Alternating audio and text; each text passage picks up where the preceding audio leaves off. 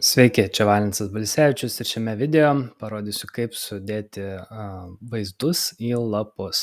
Tai lapai yra čia, projektų medija, sheets ir pagal nutylėjimą yra sukurtas vienas. Jeigu norime sukurti daugiau lapų, tiesiog spaudžiame dešinį klavišą, spaudžiame New Sheet ir vienu žodžiu sukuriam savo lapą. Kol kas turiu vieną lapą, jį atsidarau ir ką mes čia turime. Jeigu paspausiu dešinį klavišą, rename, tai lapo numeris ir lapo pavadinimas. Tai galime įvesti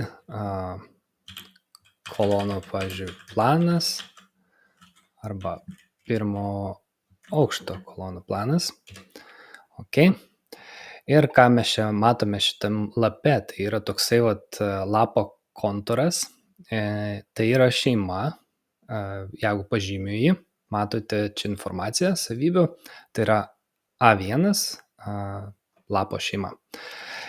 Kol kas projektų turiu tik tai vieną tokį. Jeigu noriu daugiau kampinio štampo šeimų, kur lapo dydis apibrėžtas, tai reikėtų nueiti į Autodesk Family ir iš duomenų bazės, tai čia galima pasirinkti United State Metric, bet kuriuo atveju jį reikės turbūt persidaryti pagal save ir pasirenkame lapo formatus, kuriuos norime turėti projekte. Tai, pavyzdžiui, kad ir visus užkrausiu, load, įkeliam šitas šeimas ir dabar pasirinkę lapą galime jį pakeisti į norimą formatą. Pavyzdžiui, A2, ten A3 ir panašiai.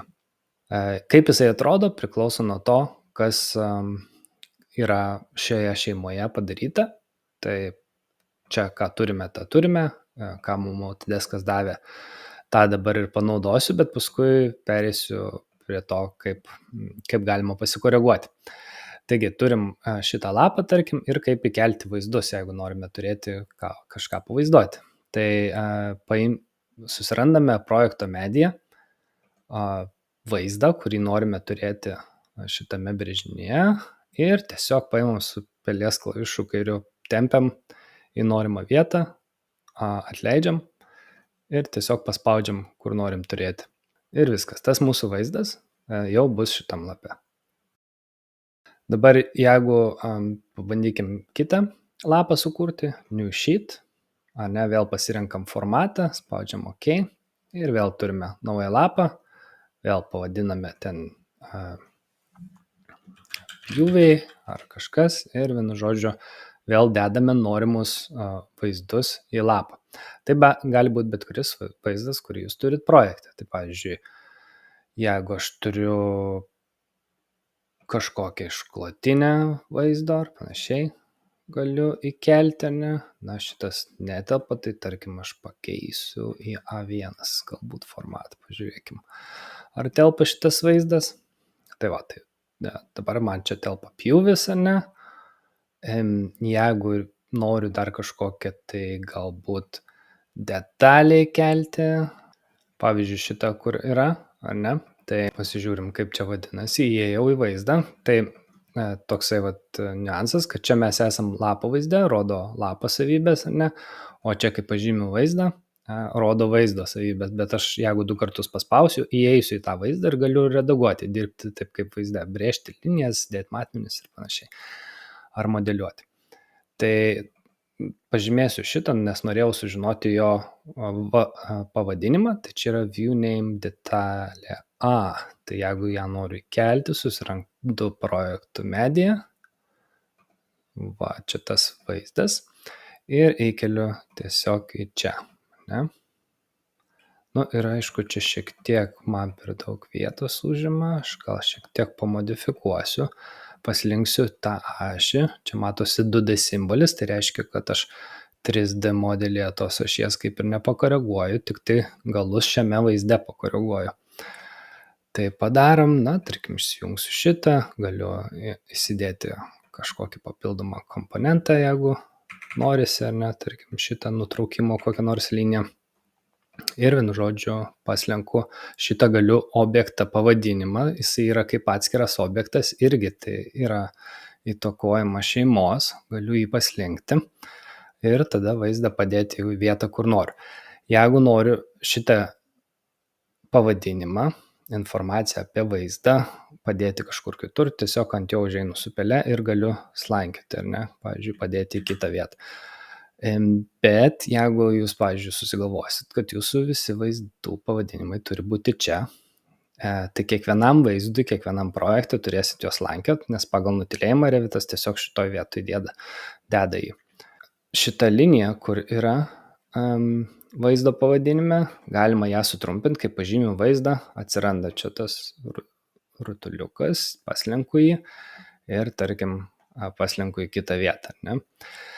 Kiekvieną vaizdą įdėjus paskutinėse Revit versijose projekto mediją matysite mėlyną užspalvintą kvadratėlį, tai reiškia, kad vaizdas yra įkeltas į lapą. Taip pat, kai įkėliau lapą ir jeigu čia buvo pjūvis arba detalė, tai dabar pradeda rodyti, pavyzdžiui, kad tai yra antra detalė S2 lape. Ką reiškia antra detalė? Tai reiškia, kad kai aš įkeliu vaizdą į lapą, jinai gauna automatiškai tokį parametrą detail number ir turi tokį numeriuką, pavadinimą. Tiesiog automatiškai numeruoja pagal eiliškumą, kai įkeliu lapus. Ne? Šitą antrą vaizdą įkėliau į lapą, tai turiu detail number 2. Tai tas eiliškumas, aišku, gali ir pasikeisti, kadangi aš ištrinu, išmetu tus lapus iš vaizdo ir panašiai, galiu pats pakeisti, padaryti, kad tai yra A detalė, o ne antra detalė, ne? Ir tada čia vat pasikeičia irgi, pavyzdžiui, A detalė šitame vaizde, ne? S2 lape, ta prasme. Tas pats atsitiko su pjūviu, jeigu aš nueisiu į kolonų planą ir aš įkėliau va šitą pjūvį į lapą S2, tai čia yra pirma detalė, ar ne, S2 lape. Tai jeigu kas nors skaito jūsų brėžinį, pamato šitą pjūvį ir mato, kad reikia ieškoti šito vaizdo S2 lape. Tai manau gera sistema, ją naudoja tiek amerikiečiai, tiek australai, tiek kitų šalių inžinieriai. Tai turim vaizdą sukurtą, ne? Šiek tiek paslinksiu galbūt čia, paliksiu vietos kitiems vaizdams. Pavyzdžiui, turiu tokius legend vaizdus, ar ne? Tai pastabų simbolių grafinių vaizdai. Tai pavyzdžiui, čia yra pastabas, pervadinsiu ir paslinku šitą vaizdą į čia. Taip. Tai tarkim, čia yra kažkokia informacija bendroje, ne lapo. Ir, na, čia nenorėtumėm turėti pavadinimo prie pastabų, kaip vaizdo pavadinimo, nes čia Revite skaitosi, kad tai yra vaizdas, ne? Ir kiekvienas vaizdas turi šitą pavadinimą. Tai galim pažymėti tą vaizdą, tiesiog spraktelnam ant jo ir galime pasirinkti, kad nerodyti pavadinimą. Tai no title, ar ne? Tai jokio pavadinimo.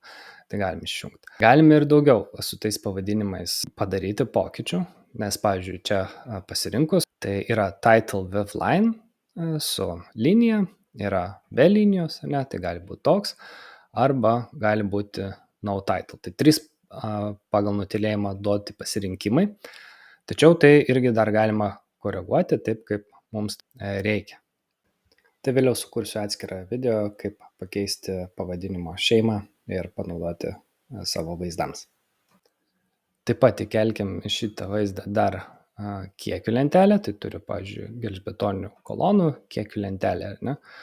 Tai turiu šitam lapę sudėjęs keletą vaizdų. Kiekvieną vaizdą į lapą galima įkelti tik tai vieną kartą, išskyrus legends vaizdus, tai yra šituos, arba kiekių lentelės. O tokius vaizdus kaip, pavyzdžiui, detalė A, jeigu norėsiu įkelti, jis man duoda pranešimą, kad tokia detalė jau įkelta antrame lape. Tačiau jeigu nueisiu į antrą lapą ir norėsiu įkelti pastabas tokias pat, turėti šitam lape, ne, galiu tiesiog jas įkelti tokiu būdu.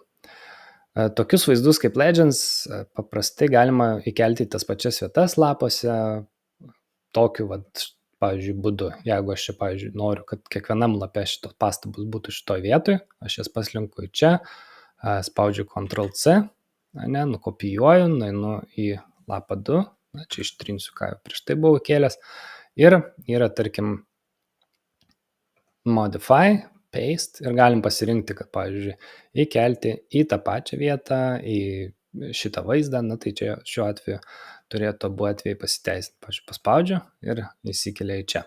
Taip pat yra čia pasirinkimas Align to selected views ir čia būtų galima pasirinkti, pavyzdžiui, kad noriu įkelti į abu lapus tą informaciją, ne? Arba į daugiau lapų, tai tokiu būdu galima būtų šiek tiek pagreitinti tą procesą, negu kiekvieną lapą, kiekvieną kartą tampyt. Kiekių lenteles irgi galiu įkelti į tą patį, du kartus, tai ir vienam lapė gali būti ir kitam, jeigu to reikia. Na, čia, pavyzdžiui, dabar įkelkim kitą kiekių lentelę, tarkim, sijų lankstiniai. Būtent lankstiniai, ne tiesus armatūros stripai, o lankstiniai, tai čia priklauso nuo filtro, ne kiekių lentelė. Ir tarkim, sukuriam trečią lapą, ar ne, tai pavadins trečias lapas ir pavyzdžiui, turiu dar vertikalus ryšiai, ne, kelsiu tokį vaizdą, tada kiekių lentelę ir galiu tą patį padaryti align to same place.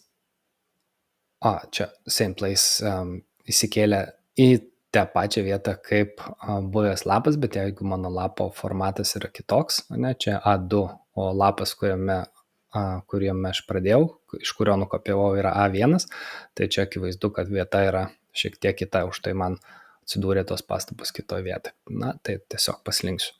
Tai va tokiu būdu mes galime susikelti vaizdus į lapus, o kokia čia informacija, kaip redaguoti šitą kampinį štampą arba pavadinimų formatą, padarysiu atskirus video apie tai. Tai tiek šiame video, iki.